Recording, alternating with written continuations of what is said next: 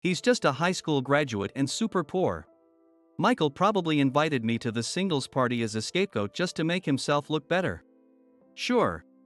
He is usually competent at work and is undoubtedly a promising man who graduated from a prestigious university and works for a major corporation. But his mistake might have been flaunting it too much. After sending the drunken Michael home, I stayed behind with the three women. We were just talking, and we were wondering if you'd like to have another drink somewhere quieter? What? In the end, we moved to a quieter place and decided to continue drinking, no longer treating it as a singles party. My name is Jim Johnson. I work at a law firm and am 29 years old.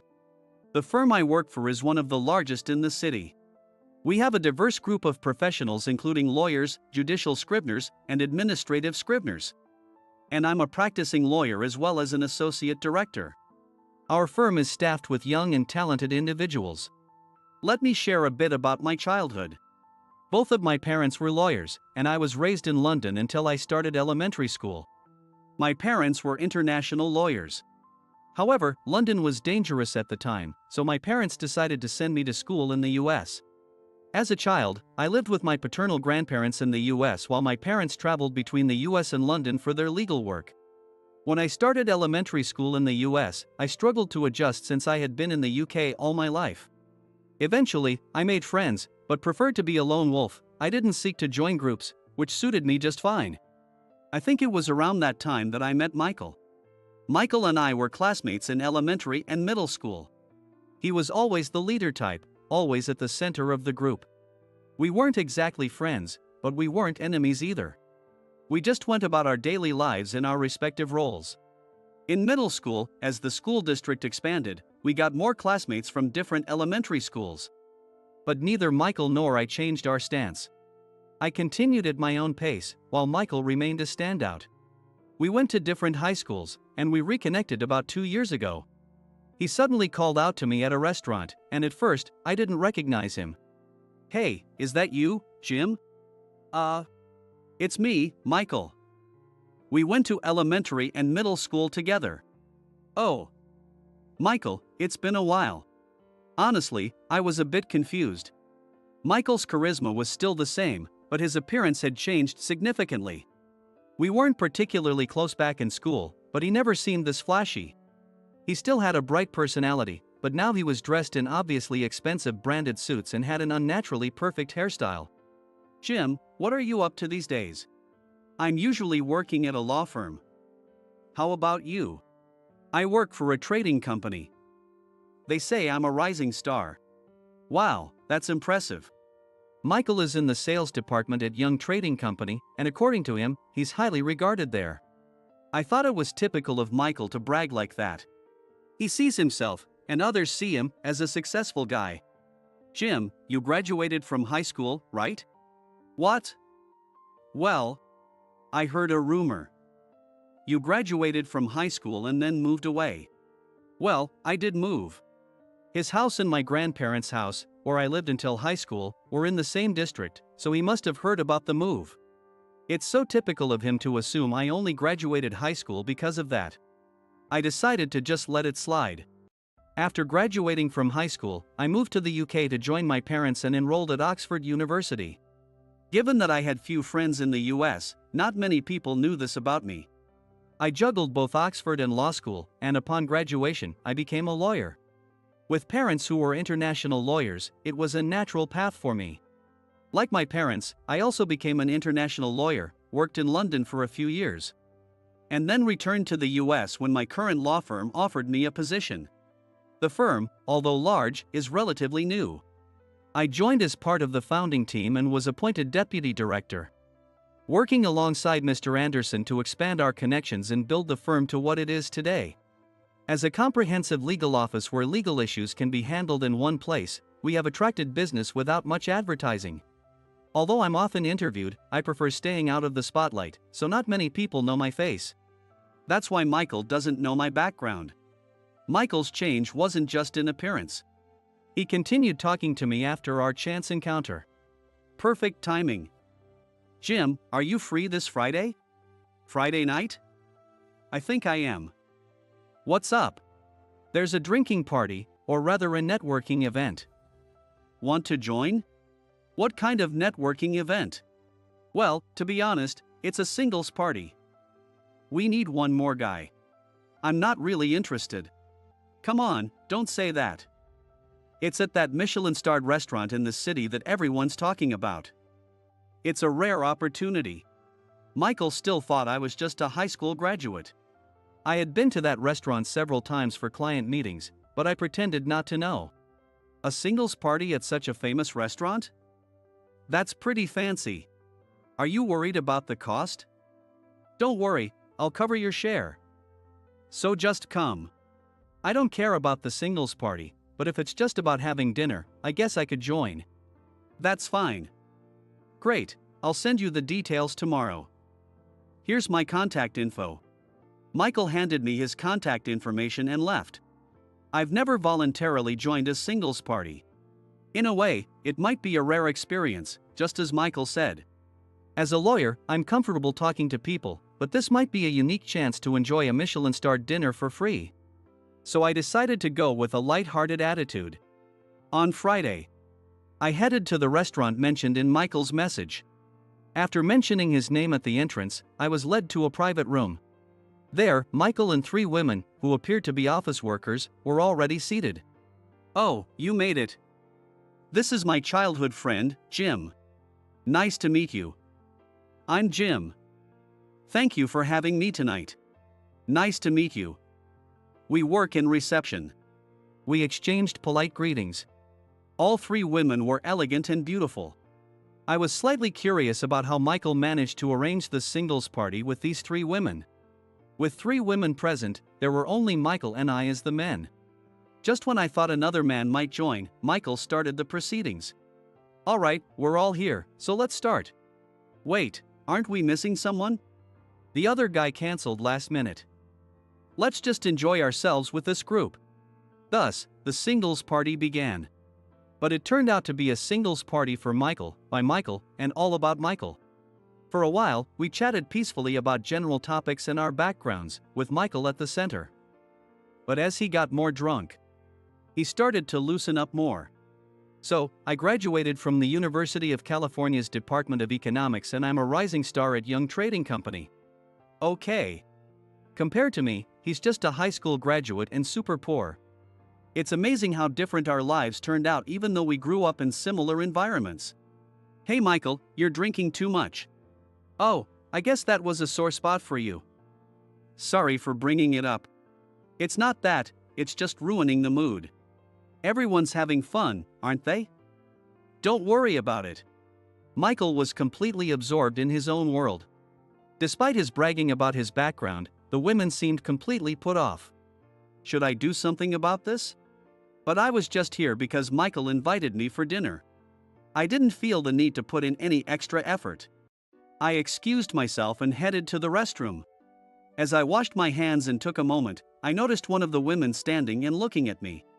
Excuse me. Sorry about Michael. I didn't know he had such bad drinking habits. We're fine. More importantly. Yes? You're not really a high school graduate, are you? What? I was taken aback. I hadn't shared my background or current job with them, and as far as they knew, I was the high school graduate Michael had described. How did she know? You don't recognize me, do you? This is our first meeting, right? Actually, I know you. I'm Jessica, I work at the reception desk at your law firm. No way. I recognized you as soon as you arrived. I thought Michael knew, too. But then he called you a high school graduate and super poor. And I couldn't figure out why. Michael and I aren't close, I just came along for the ride today. That makes sense. I was surprised to think you were friends with someone like Michael, but now I get it. It's understandable. I hadn't seen Michael in nearly 15 years, and I didn't graduate from a university in the US. I was raised by my grandparents in the US from elementary school through high school. So Michael probably assumed I was poor without my parents around. We went to different high schools and didn't keep in touch, so he had no way of knowing my career path. Michael likely invited me to the singles party thinking I would make him look better. Did he really want to be admired that much? Was he dressing in expensive brands to impress others? I started to feel a bit sorry for him for his character. Not wanting to leave the group hanging, Jessica and I returned to the singles party. Michael was still in high spirits. "Hey Jim, you're back. We're talking about going to a second place." "Really? Maybe we should call it a night." As I tried to convince a very drunk Michael, the women were whispering among themselves. The atmosphere was clearly bad, and they might be planning to leave. It would probably be best for everyone if they did. I continued to calm Michael down. In the end, I paid the bill and pushed Michael into a taxi. "Hey high school graduate. What do you think you're doing? I'm paying, let's go to the next place." "No, that's enough. Please take him home," I told the driver. I forcefully sent Michael home and stayed behind with the three women. "Sorry for ruining the evening. Let's just call it a night. We were just talking, and we were wondering if you'd like to have another drink with us somewhere quieter." "What?" When I told them you were the amazing lawyer who's the deputy director at our firm, they wanted to talk more. "You didn't have to say that. It's fine. Otherwise, it would be too unfair for you." In the end, we moved to a quieter place and decided to continue drinking, no longer treating it as a singles party. Let me reintroduce myself. I'm Jim, and I work at a law firm. "Come on, Jim, don't be so modest. You are a lawyer and the deputy director of your firm." I don't usually mention I'm a lawyer to new people because some people don't see me for who I am once they know. "Jim, you went to Oxford University, right? Michael doesn't know that and thinks you're a high school graduate." "Yeah, my parents worked in the UK, so it just happened naturally." The two women who came with Jessica seemed much more interested than they were at the restaurant. It turns out they were Jessica's college classmates. Fortunately, the women, including Jessica, didn't change their attitude towards me even after learning I was a lawyer. Jessica explained that the man who didn't show up was a mutual acquaintance and had organized the singles party. "Why did Michael say those unfounded things about you being poor?" "I didn't say that. He just misunderstood. I'm not super rich, so I didn't bother correcting him." "How humble can you be? Why would he think that?" "Maybe because I lived with my grandparents when we were classmates. So he assumed you were poor?" That's such a narrow-minded view. We weren't that close, so it's understandable. The women, led by Jessica, seemed completely put off by Michael. Michael probably invited me to the singles party to make himself look better. I might be a high school graduate in terms of US education, and I'm not exceptionally wealthy. But he never listened to my story and misunderstood my background. He is undoubtedly competent and has a promising future, having graduated from a top university and working at a major corporation. However, his mistake was letting it get to his head. No matter how much luxury you surround yourself with, it means nothing if your character doesn't match. I don't know how others perceive me, but I would never use others to elevate myself. And I couldn't forgive him for implying my grandparents were poor. Although my parents worked overseas and frequently returned to check on me, it was my grandparents who raised me daily. My grandparents taught me not about becoming a lawyer but about being a good person. I studied hard, inspired by both my outstanding parents and my humble grandparents. Naturally, I wanted to become a lawyer like my parents and a person of integrity like my grandparents. When I was working as a junior lawyer in London, I was approached by Director Anderson, the director of my current firm. Despite being young, Director Anderson was a prominent lawyer in the US. Disillusioned with the old practices at his previous firm and determined to start a new one. Mr. Anderson, also an international lawyer, had connections with my parents. One day, he contacted me from the US with an offer. "Jim, would you like to help me establish a law firm in the US?" I knew of Director Anderson through my parents but was surprised by the offer to co-found a new firm. "Why me? I used to work in the legal field in London, so I've heard about your excellence. Also, your parents, the Johnsons, helped me a lot. I've heard you worked with them. When I was still finding my way, your parents helped me grow into a competent lawyer in London." "I see. They taught me how to be a person first, then a lawyer." "Knowing that, I have no doubt you must be exceptional too. I think you're overestimating me. I'm just an ordinary person. That's exactly why I want you." Mr. Anderson said this and persistently persuaded me, even though I initially planned to continue working in London. After much deliberation, I decided to accept his offer. Although I had wanted to stay in London, I knew I could always return. I was genuinely happy and felt a sense of purpose being invited by someone who saw potential in me. Additionally, having my grandparents who watched over me until I graduated high school back in the US was a significant factor. Even though my grandparents weren't lawyers, that didn't matter. I considered them as my true parents, and my only concern while in London was leaving them behind in the US. So, I returned from London and helped establish the new firm. Mr. Anderson and I recruited and carefully selected young, talented professionals without compromising on quality. After the firm opened, it became a bit of news, and Director Anderson, already well known, was often busy with media appearances. Due to my personality, I stayed out of the spotlight and focused on the background work. Thus, it wasn't surprising that Michael knew nothing about me. As I shared this with the women, time flew by. We should probably head home. It was great talking with you, Mr. Johnson. I had a lot of fun. Please, just call me Jim. Let's skip the formal titles. But you are the deputy director. I'll make sure to tell Michael. There's no need, I doubt I'll see him again. No, I need to set the record straight. As we parted ways, Jessica spoke to me. Mr. Johnson, would you like to have dinner again sometime?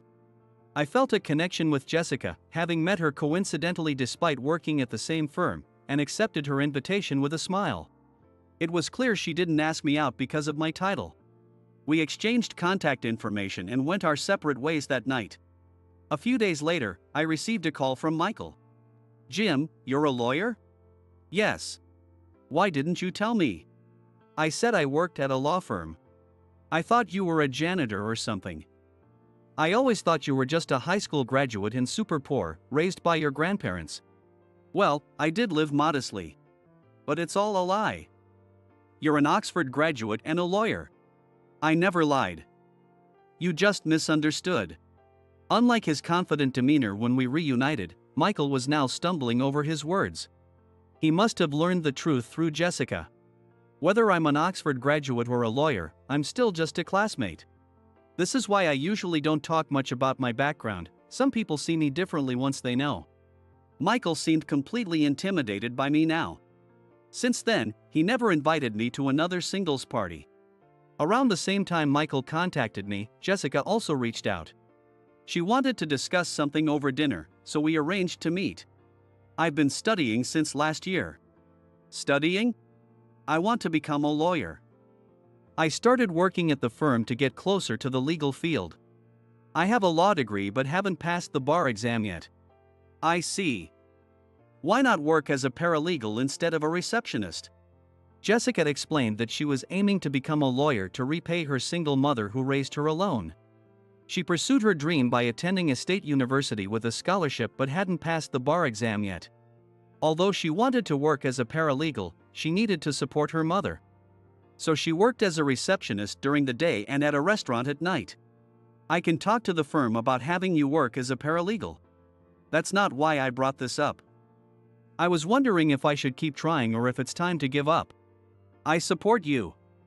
To keep going, it's best to work as a paralegal and get first-hand experience. It's the quickest way. Are you sure? If given the chance, I'd love to try.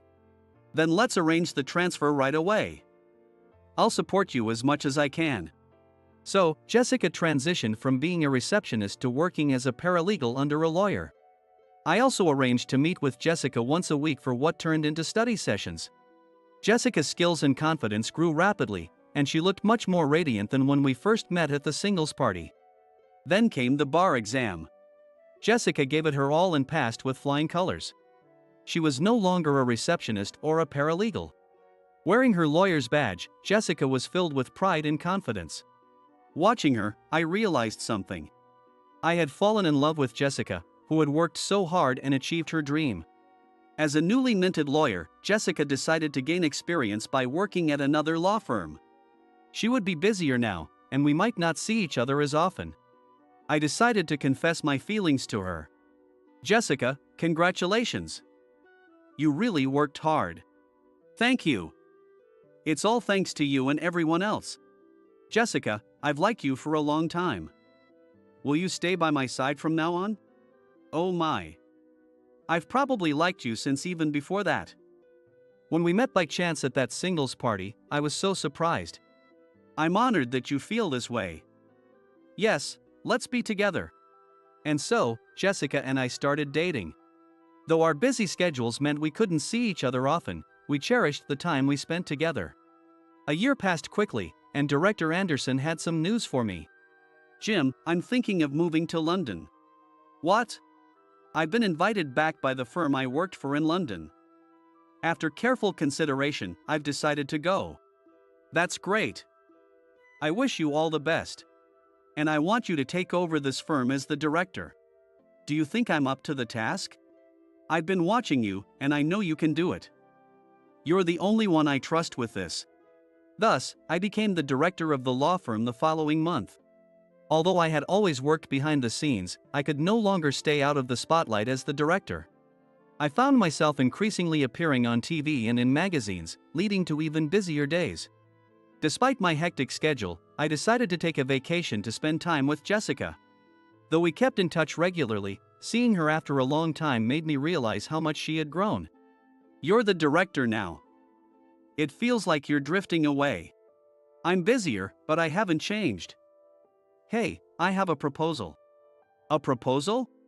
How about becoming a family? Wait, are you? It's a proposal, yes. Wow.